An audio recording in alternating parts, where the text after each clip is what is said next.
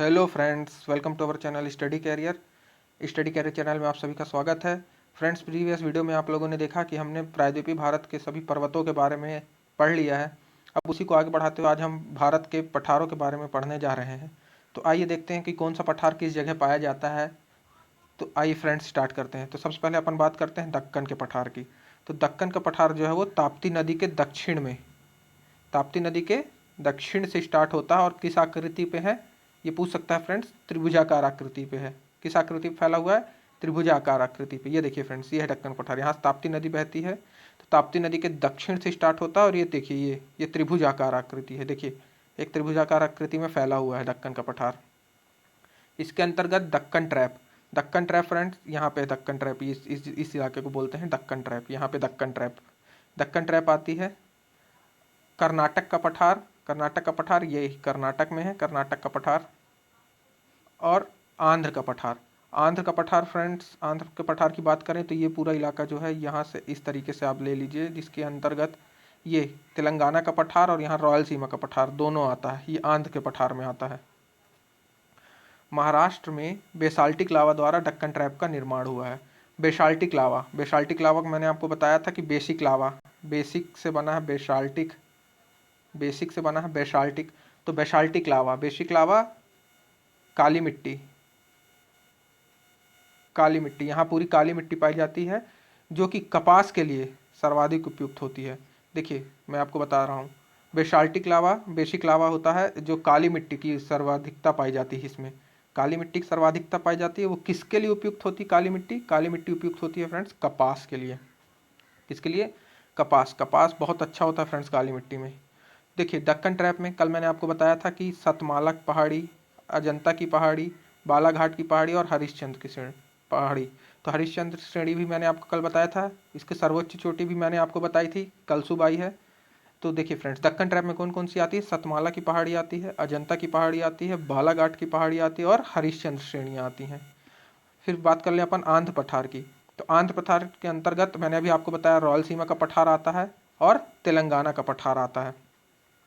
मैंने कल आपको बताया भी था कि आंध्र में वेलिकोंडा, पालकोंडा, नल्ला मल्ला की पहाड़ियाँ स्थित हैं।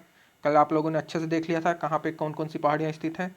तो आइए फ्रेंड्स देखते हैं। ये हो गया फ्रेंड्स दक्कन का पठार। ये पूरा दक्कन का पठार है। ये यहाँ से यहाँ तक ये दक्कन का पठार हुआ। इसमें ये हो गया दक्कन ट्रैप, ये हो गया कर्नाटक का पठार, ये पूरा हो गया आंध्र का पठार, और इसी के अंतर्गत यहाँ पे हो गया तेलंगाना का पठार और ये हो गया रायलसीमा का पठार। इसको अलग अलग देख लीजिए फ्रेंड्स। ये है कर्नाटक का पठार।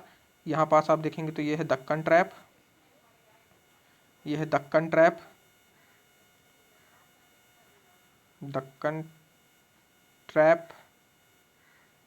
ये है कर्नाटक का पठार, ये है तेलंगाना का पठार,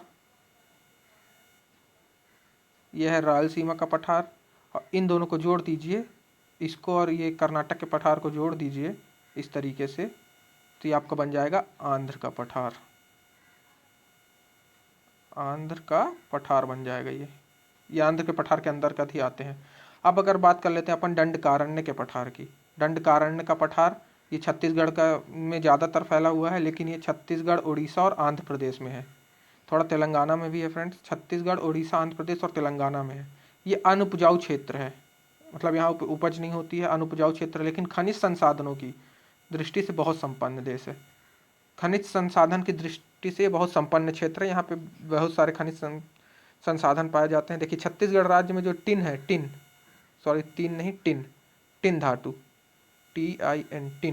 टिन धातु है, जो छत्तीसगढ़ राज्य में जो टिन मिलता है वो यहीं से आती है। दंडकारण्य पठार के क्षेत्र में स्थित जो बस्तर है वहाँ से पाया जाता है टिन।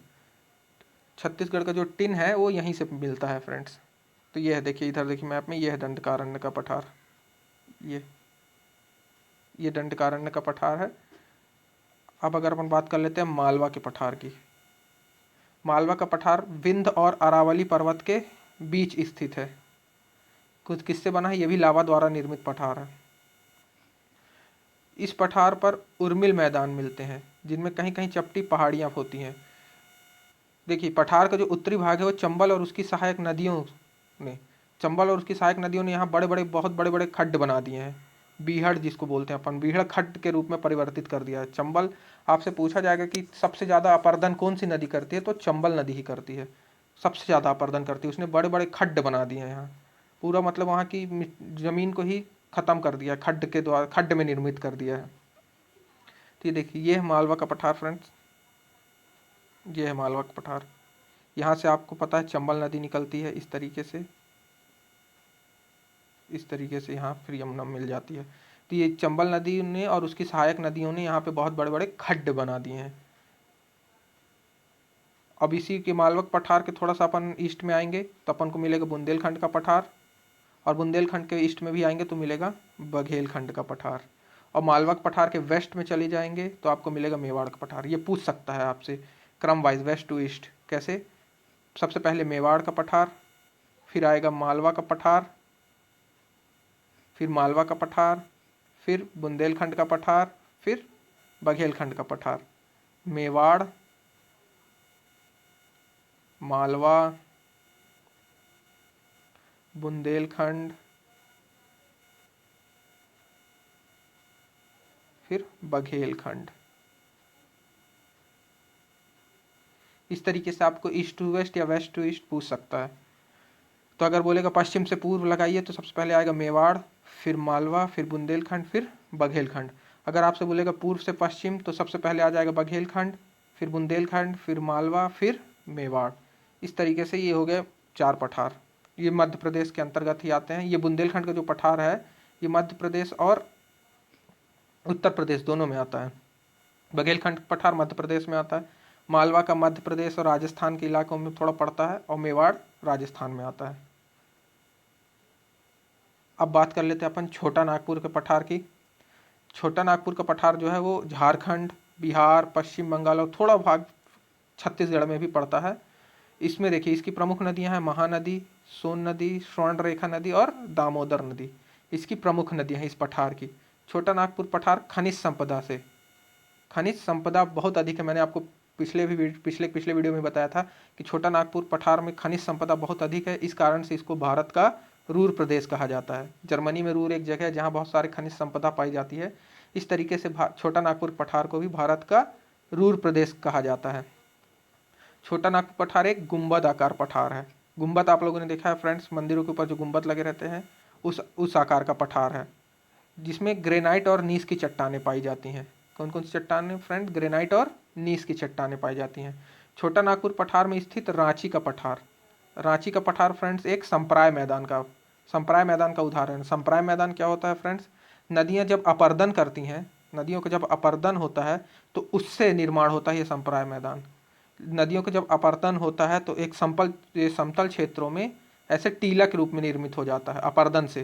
तो इस कारण इस टीले को ही अपन संप्राय मैदान बोल देते हैं, जिसको पेनी प्लेन भी बोलते हैं। नदियों के अपर्दन द्वारा निर्मित होता है। नदियों के अपर्दन लास्ट अवस्था होती है नदियों के अपर्दन की, उस पर यह निर्मित होता है फ्रेंड्स। ये देखिए फ्रेंड्स, अब छोटा नागपुर का पठार ये है आपका। इसी के अंतर्गत ऊपर यहाँ पास हजारीबाग का पठार आता है, नीचे रांची का पठार आता है। ये देखिए ऊपर हजारीबाग का पठार, उसके नीचे रांची का पठार फ्रेंड्स।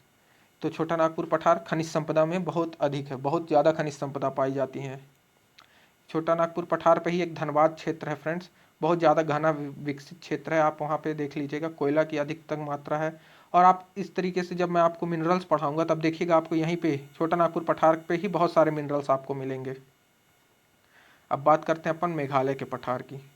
मेघालय का पठार मैंने आपको बताया था, जो मेघालय की गारो खासी जयंतियाँ और असम की मिकिर रेंगमा पहाड़ी हैं, वो प्रायद्वीपीय भारत का ही पार्ट है जो मालदा गैप से अलग हो गया था। मैंने आपको बताया था मालदा गैप से वो सेपरेट हो गई, अलग हो गई है। तो देखिए मेघालय का पठार प्रायद्वीपीय भारत का ही एक भाग है, जहाँ पर ग्रेनाइट तथा नीस आदि की चट्टानें या सैलें मिलती हैं। मेघालय पठार छोटा नागपुर पठार का ही अग्रभाग है, मतलब आगे का हिस्सा ही है, जो मालदा गैप द्वारा अलग हो गया है। ये देखिए मेघालय का पठार प्रायद्वीपीय भारत से मालदा गैप, मैंने आपको बताया था ना, मालदा गैप द्वारा अलग होता है। मेघालय के पठार में गारो, खासी, जयंतिया, मिकिर रेंगमा पहाड़ियाँ स्थित हैं। और इस पठारी भाग की सबसे ऊंची चोटी क्या नाम है? शिलोंग का पठार, शिलोंग की पहाड़ी बोल सकते हैं, शिलोंग का पठार बोल सकते हैं। ये 1961 मीटर ऊंची है शिलोंग की पहाड़ी। फ्रेंड्स। तो आपको जैसे समझ में आ गया कि मेघालय का पठार जो है वो छोटा नागपुर पठार का ही भाग है, आगे का भाग है जो कि नदियों के अपरदन द्वारा अलग हो गया, कट गया है। अब देखिए फ्रेंड्स, ये है मेघालय का पठार। इसी पे आपको मिलेंगी मिकिर, रेंगमा, गारो, खासी जयंतियाँ। इसी पठार के अंतर्गत ही पहाड़ियाँ मिलेंगी। फ्रेंड्स, इस तरीके से अब अपन इसको एक मैप में पूरा एक तरीके से देख लेते हैं। देखिएगा फ्रेंड्स, ये है, ये फ्रेंड्स ये दिख रहा है आपको, ये है दक्कन का पठार। इसी के अंतर्गत यहाँ पे है दक्कन ट्रैप।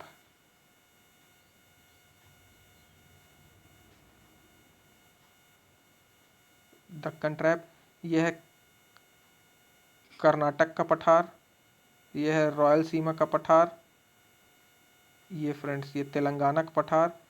इसी के अंतर्गत ये है दंडकारण्य का पठार। ये सब दक्कन के पठार के अंतर्गत ही आते हैं। फिर ऊपर देखिए, ये है छोटा नागपुर का पठार। ये छोटा नागपुर का पठार, इसी के पठार के अंतर्गत ये ऊपर ये हजारीबाग का पठार और नीचे रांची का पठार। अब इधर देखिए फ्रेंड्स, ये है कच्छ गुजरात का कच्छ। ये काठियावाड़ का पठार है, यहाँ पास गुजरात में ही पड़ता है। फ्रेंड्स, ये राजस्थान में मेवाड़ का पठार। मध्य प्रदेश राजस्थान में ये मालवा का पठार।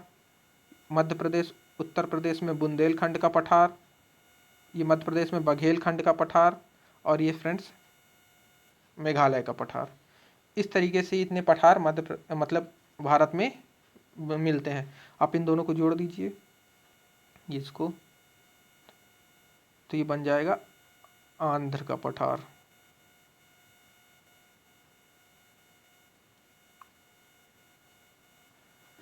तो इस तरीके से फ्रेंड हमारा पठारों का भाग भी कंप्लीट होता है। अगर आपको ये वीडियो पसंद आया हो तो इस वीडियो को लाइक करें, शेयर करें और हमारे चैनल को सब्सक्राइब करें। और फ्रेंड्स, अगर आपको इस वीडियो की नोट चाहिए तो इस वीडियो के डिस्क्रिप्शन बॉक्स में हमारे टेलीग्राम चैनल का लिंक दिया हुआ है। आप उससे जाके हमारे टेलीग्राम चैनल को ज्वाइन कर लीजिए और इस लेक्चर की PDF वहाँ से प्राप्त कर लीजिए। हमारे टेलीग्राम चैनल का नाम है स्टडी कैरियर।